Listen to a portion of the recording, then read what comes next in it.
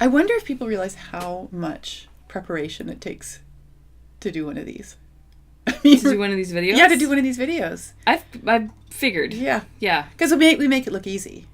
Do we? We're so totally relaxed. Just chill. You know, we're just chilling out. But let's see, we put up the lights earlier. Yep. This is our second set of chairs that we've been sitting on. Yep. We've had to fuss with my hair for the last almost 20 minutes. It is unruly, Megan. I have a curl. It has a life of its own. And all my life I had straight hair, pin straight hair, until I had babies. Interesting. And then my hair started going curly. Babies do strange things to bodies. I know they do. Yeah. They do. And then the other day, this was so fun. This was so much fun. So I love the idea of going gray. I've always loved the idea of going gray. As I've started to get a few, what I call my wisdom hairs, what I love about them is first of all, they're pure white. So I'm going to go from this color to pure white. And this is my natural color, except for some of the areas where it's been bleached. Yeah. They corkscrew up. So this one that I found the other day, it was corkscrewed at the top of my head. No! That's white curly hair? Are you kidding? White curly hair. I'm going to be the most kick-ass old lady with the most kick-ass old lady hair. Not friends anymore.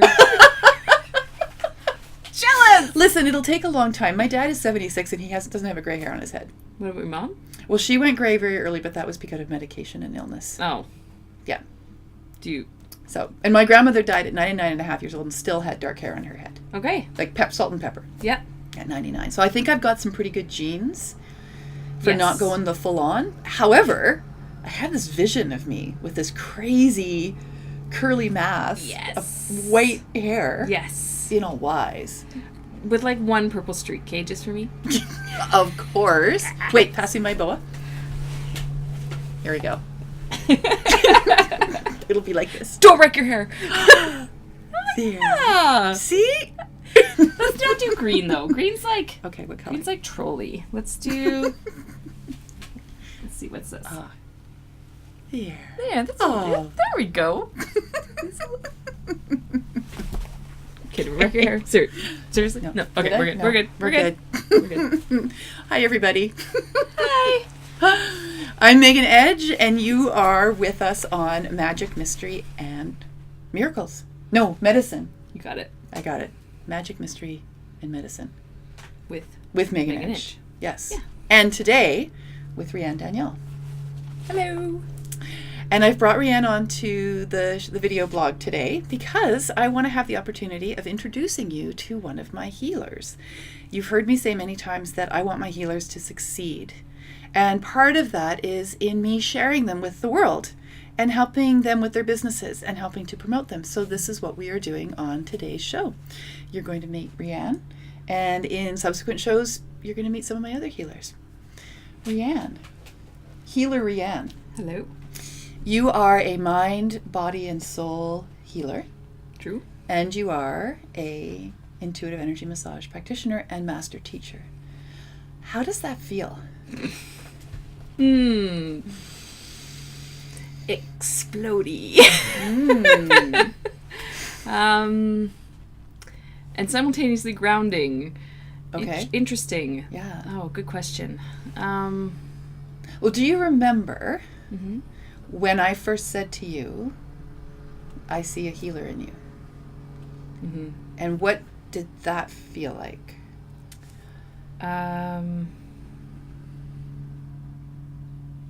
It felt like coming home. It was this. What can I compare it to?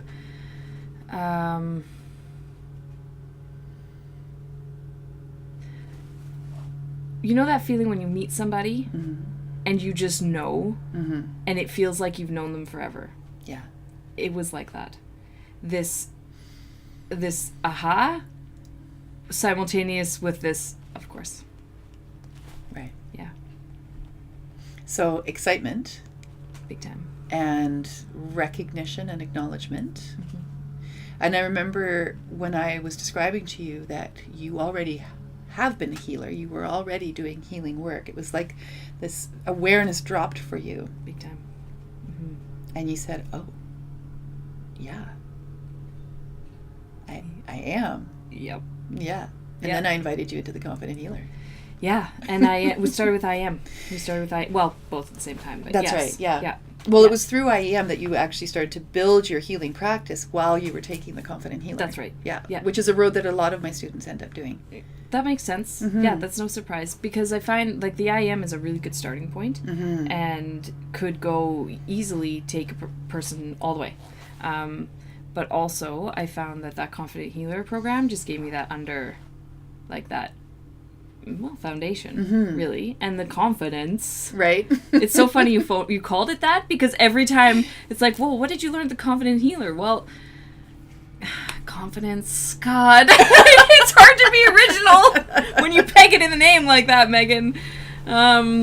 Yeah, so it gave me the confidence to really sort of, I want to use the word blow up, but expand and into the space of IEM.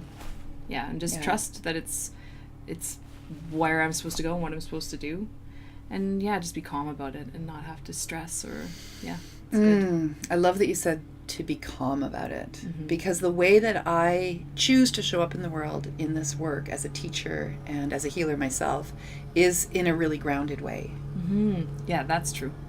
And because it matters to me that I'm able to give the information, teach the tools and techniques from a place of this is our day-to-day life. Yes.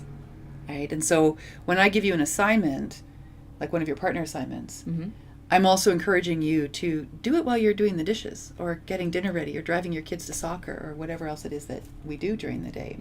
Because intuition can be that quick. Absolutely. And the more that you trust that and the more you gain confidence in how quickly your intuition shows up for you, the easier it is for you to not only do this as your work, but also bring the work, the things you've learned in your work, into your personal relationships. Did you find that when you were doing the course? That you were able to take the tools and techniques and apply them into your day-to-day life as well? Absolutely. Yeah. Yeah, and it wasn't a conscious... It wasn't so much that I found I could apply them as much as I realized I was. Yeah. Right? It was like, see what I just did there? I know why I did that. Yeah.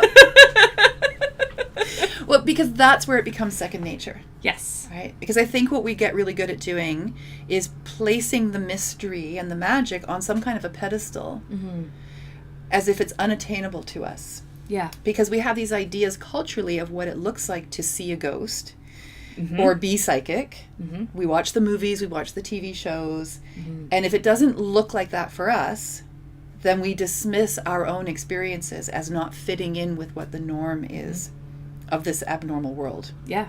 Yeah, it's really easy to make yourself wrong when it comes to intuition. And people love it when you make yourself wrong around your intuition. There's this catch that happens when you are following your intuition and people around you are watching you do that. Right. And things are working out for you.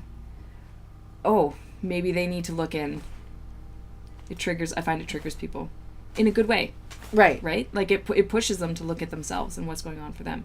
So when you demonstrate something from an intuitive place, you find that other people, do they support you in that, or do they want that for themselves, or do they want you to stop doing it because it makes them uncomfortable? I find that it makes them uncomfortable when I'm doing something intuitive, or I used to be very like, if I'm going to do something or say something, I will 100% have like a scientific study backing me up. It's sort of how I was raised. And to allow myself to go into what I've been calling experiential proof. So this feels like, for me, what I'm supposed to be doing. Maybe for other people, it's not the right thing to do, or the smart thing to do, or the financially stable thing to do, or even the sane thing to do. That doesn't matter. This is what I'm supposed to be doing. Right. Because this is my life, not their life. And that makes people uncomfortable. Yeah. Other people's opinion of us matters. And we can make it matter an awful lot, and we can allow it to be the thing that stops us from stepping into what we actually came here to do. Absolutely. And none of that has anything to do with the other person. Yeah. That's our own. What's the word? Vulnerability, and also the comfortableness. That's not the word. Comfortability of being stuck. Yeah, of right. being where you've been. Right. Where you've been, you know the outcome. Yeah. You can keep those same patterns going on your whole life, and you will always know what comes out of it, because it's always the same thing. You step outside of that pattern, there's an unknown there. Yeah. And the unknown is scary. Yeah. Right? Can be. Be. If we let it be. Sure. Yeah. Yeah. That is also how we're brought up for the most part. Yes. Is to fear the unknown. And to stay comfortable in our discomfort. Yes. What I have seen so many times, though, when we have a calling, we can ignore it at our peril for a really long time, but eventually enough things are going to show up in our life that are going to push us, nudge us, flat out throw us in front of that thing that we are here to do, that calling. And if we get thrown in front of that calling, it will smack us upside the head. It'll be like walking in front of a bus. Yeah. It'll be that intense. And that's what I refer to as the wake-up call. Yeah. We don't have to get there, but often we do get there. There's lots of reasons why we let ourselves get to that place, and none of it, at this point in our healing journey, do we judge any of it, right? We just let it all be part of the process that got us to that place of realizing, this is my work. Whatever that work is, whether you're a neurosurgeon or you fix cars or you fly planes or you have a healing practice. Yes. It's really knowing inside yourself what it is you've come here to do. Yeah. And to be. Yeah, and stepping into that. We aren't all healers. No. Although, can you imagine if the whole world was full of healers? Well, 8 billion healers, we'd all be healed. What the hell would we do? Actually, I love that you've said that, because guess what healers need? Healing? Yes.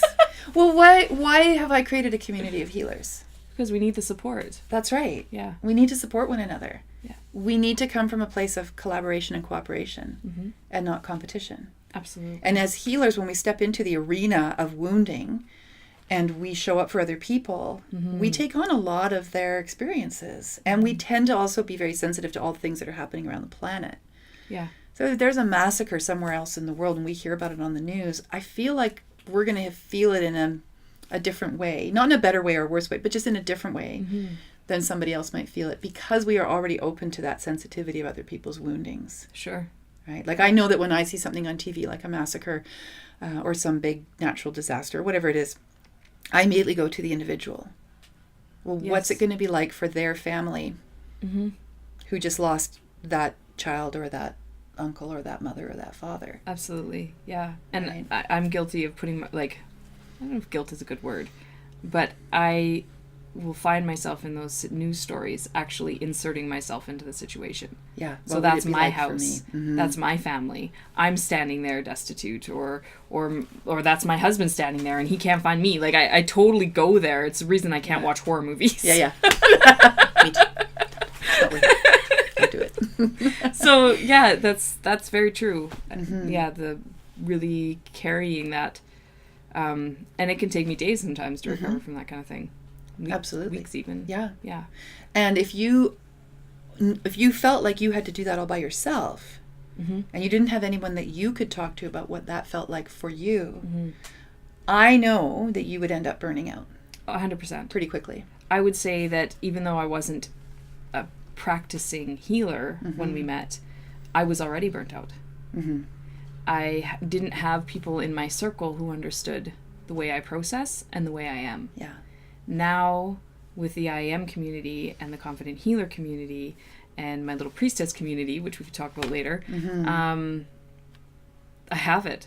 Yeah. I can tell people, like, wow, I just saw this news article and it flatlined me and I'm not doing so good. Can I have some backup? And all these people are all of a sudden around me. Yeah. And there's so many of us that if somebody posts or requests or reaches out and they don't, and that particular person doesn't have it in them, that's okay, because there's 30 other people who could possibly come around and help, right? And in different ways. Meet for lunch, get a treatment, do whatever, come clean my house house. You had somebody come and clean your house? I've had people clean. Oh, I love it. Yes. That's awesome. Yeah. Yeah. Well, this is the support that we need to do this work, because to be a healer, to step into other people's wounding and be that mentor for them, that guide for them, it does take an enormous amount of energy.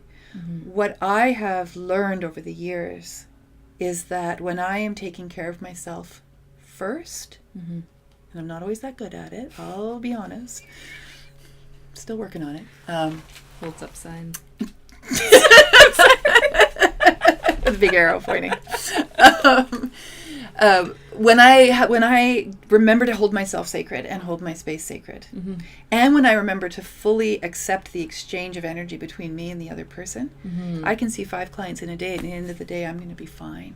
That is I'm amazing. not going to be burnt out. I'm not going to be at the end of my rope. I'm not going to be snapping at my kids. And I'm not going to be taking home with me my client's story. Absolutely.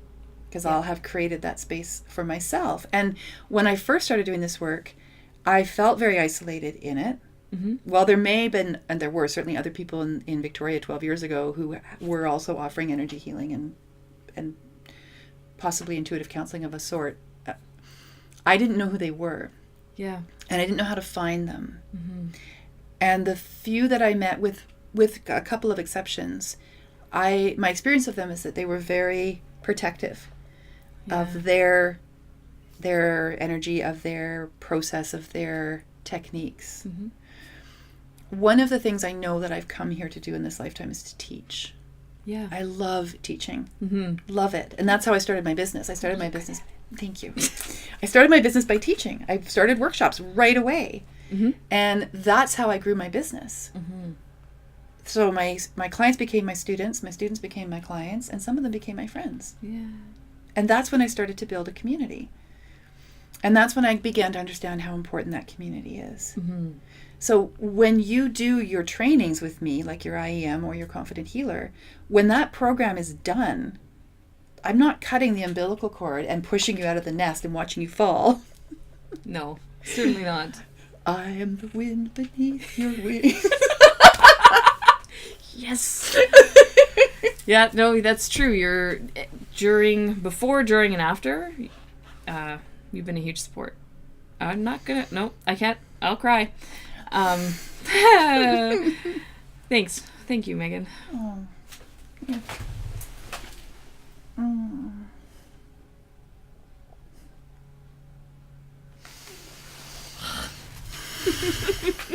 Where's your Kleenex? You always have Kleenex. I do. I have it right here. Thank you. Okay, you're welcome. Yes. Yeah. And it's not just you. Frankie's amazing. Frankie's my energy dog. A beautiful energy dog who comes and supports everybody and says hi to everybody when we do our classes. And jumps right up on the table. Yeah. Oh, Frankie. We're going to share that video. We're going to put that video out Good. in the public. Yeah. Oh, absolutely. Yeah. Yes. Frankie is a star. She's a star.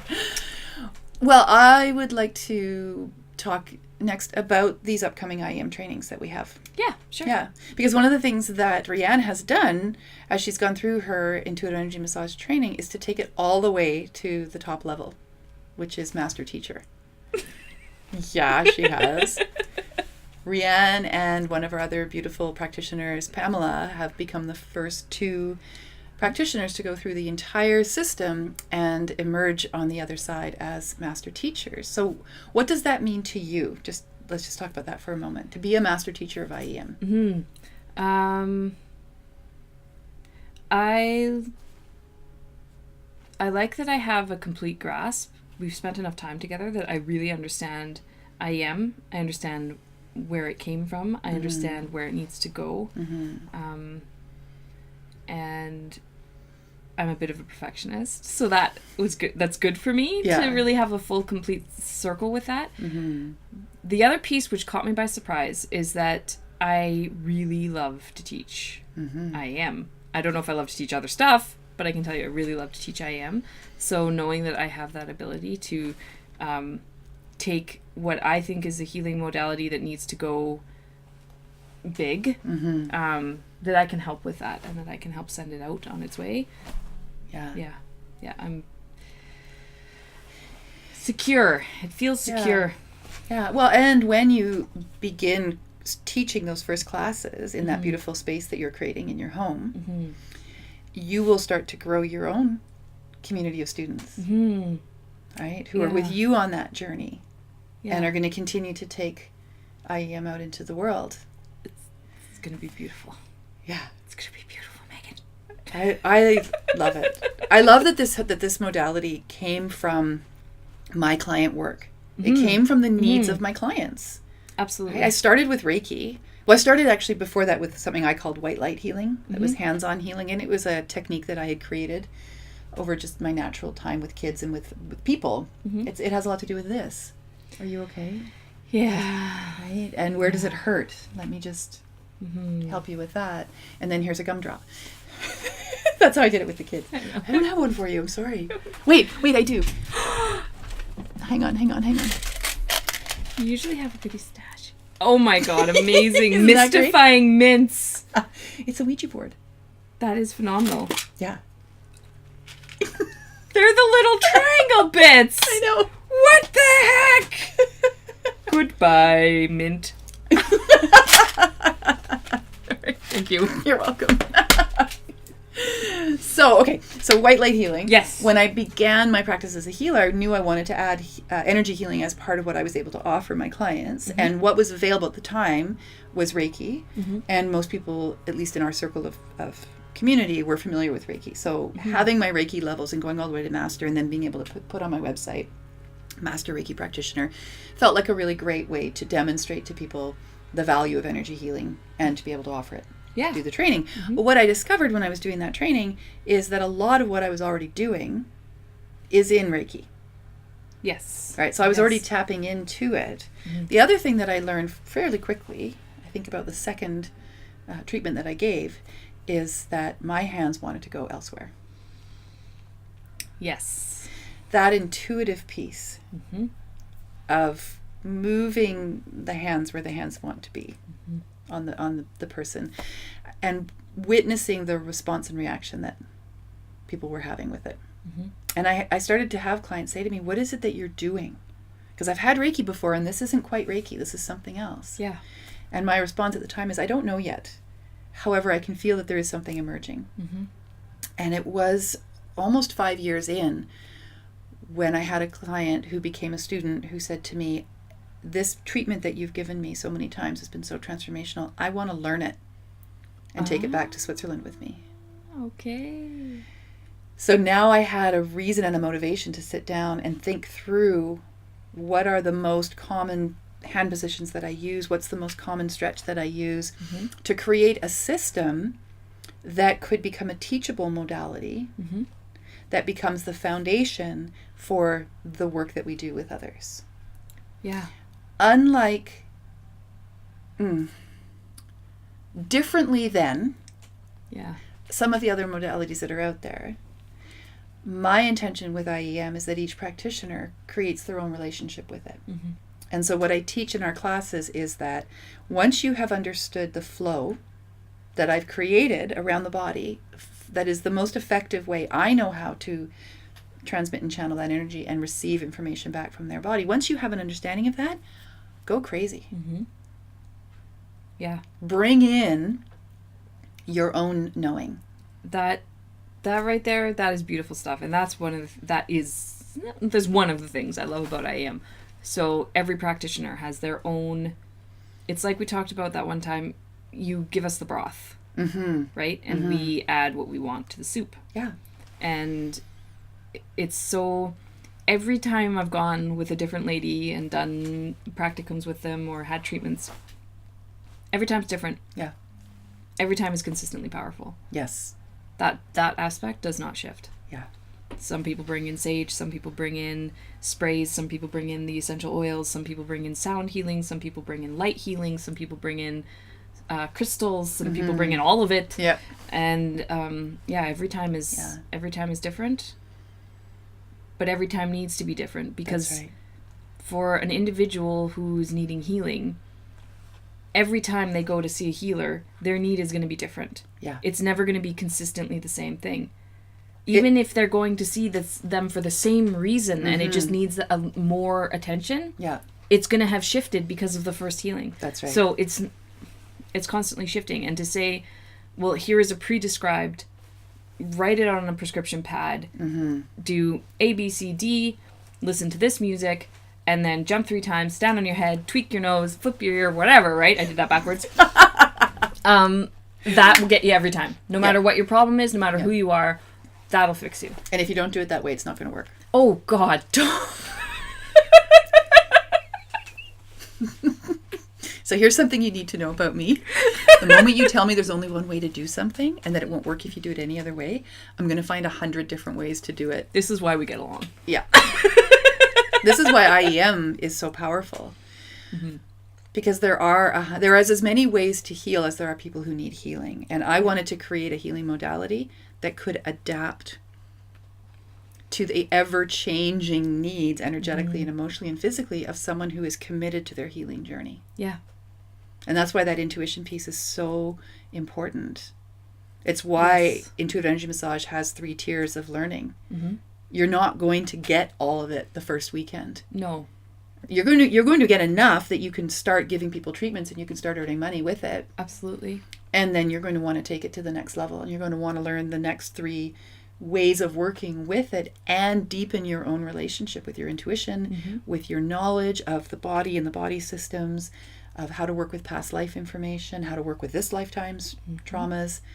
And all of that takes time. It does. So although we learn it in a weekend, there is a whole chunk of time that is expected of you to participate in as you learn and develop your own relationship with IEM. Yes. And what I feel to be really true is that IEM chooses its practitioners. I could see that. Yeah. I don't think I've met one I don't like yet. I don't know if that's just me. An IEM practitioner? Well, that's because IEM chose. IEM chose them. Yes. So there's going to be something that is familiar, I believe, with anyone who takes IEM, learns IEM, and starts practicing IEM. There's going to be a familiar energy because they've been drawn into this technique. And I don't think that's exclusive to IEM. I think for any of these amazing healing techniques that are out in the world, and thank goodness there's so many of them, an individual will be drawn to the technique that best expresses them, that they can best excel in, so that those clients that are waiting for them know how to find them. Right? So IEM is not going to be for everybody. It doesn't need to be for everybody. No. Just like Reiki isn't going to be for everybody. White light healing or hands-on healing or body touch or talk, or there's so many of them out there right now. Yeah.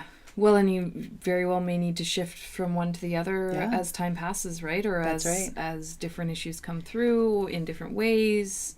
There's nothing wrong with going this way and then going that way and then going this way, and exactly, as long as you're not staying stuck like this, right?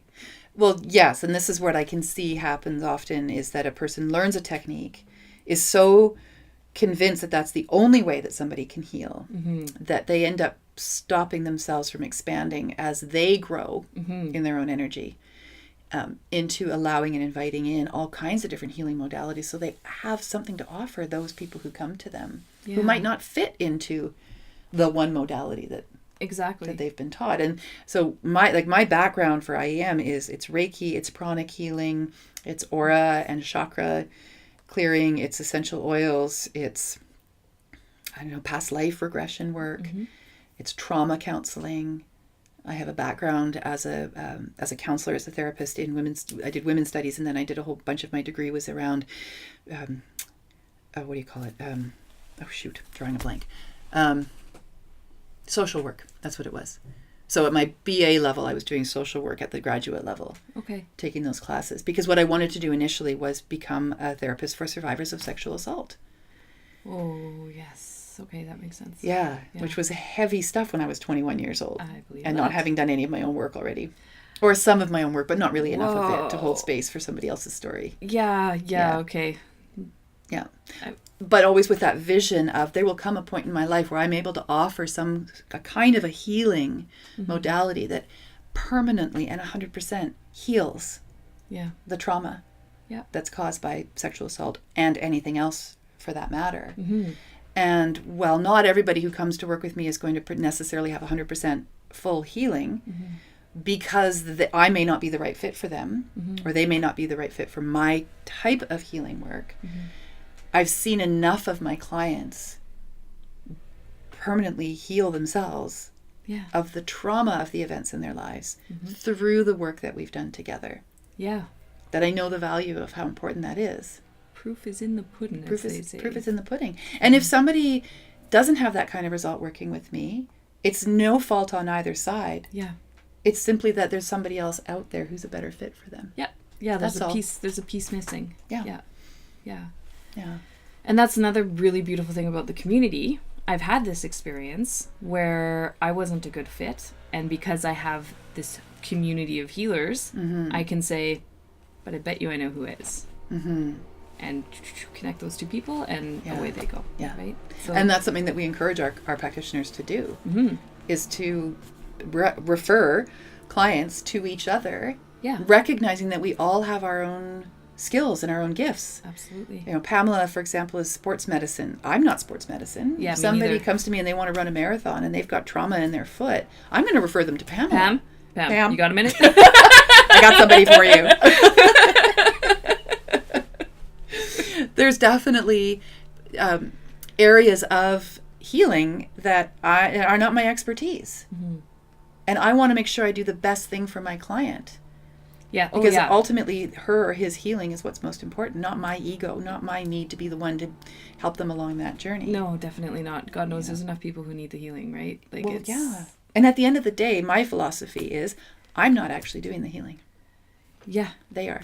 Yeah. The client does the healing. And part of the journey, part of the healing can be the journey. I've said this to somebody actually, that a lot of the medicine is in the reaching. Where I felt somebody needed to seek a healer or have a healing session with somebody, and rather than setting it up through their partner, I said they need to reach. They need to reach. There is medicine in the reaching and in the seeking. Yeah, I love that. I love that because you send out a vibration when you say, I'm ready to do my work. And once you send out that vibration and that intention, that's when that healer is going to show up in your life in some way or another. Martina and you. Yeah. Yeah. Yeah. And through Martina, you came into my life and I came into your life. Yeah. Right? So it's all about the sharing. It is. Sharing is caring. Sharing is caring. Sharing is caring. That's what my kids say all the time. Yeah. It's so true. Oh, I love your daughters. So, coming up over the next many months are plenty of opportunities for people to jump in and start their IEM training and learning. Yeah. We've got IEM Level 1 classes almost every month, and the best place you can go to find out where that is my website, which is meganedge.ca. You can also check in with us in our community. We have a public forum for intuitive energy massage on Facebook called the Intuitive Energy Massage Public Forum. You got it. Couldn't it be simpler? Yep. You got it. And that's where you can ask questions about it. You can hook up with some of our other practitioners, see what's a fit for you if you want to experience IEM for yourself. And I highly recommend you do before you take the training so you have a sense of it. And if you're feeling that call, it's time to step into being a healer, or it's time to add something new and different to your current healing business, then we want to hear from you. We want you to come into our classes. Yeah. We want you to learn IEM. We want to certify you, and we want to send you back out into the world so you can do your healing work. Absolutely. And if you have questions from the perspective of the student, Pam and I are on the page. We're administrators, and you can get a hold of us. And if you want to speak to Megan directly, she's also on there. I am. You can. Beautiful. Okay, so that's been a longer vlog than I've been doing up until now, but it feels like it was really important to have that time to really connect around what it feels like to be a healer, why we want to become healers, why we do the work that we do, and so that I can introduce to you this fabulous Rianne. So Rianne, how can people get in touch with you if they felt that draw to you and they want to work with you? How can they best find you? Well, I'm at the fair in Sydney this Sunday at the Mary Winspear Centre, and on the interwebs you can find me on Facebook at Guided Hearts Healing, or my website, which is guidedheartshealing.com. No, Awesome. .ca. Guidedheartshealing.ca. Guidedheartshealing.ca. Yeah. Awesome. All right, everybody. Have a fabulous weekend. Enjoy the beautiful weather. and be well.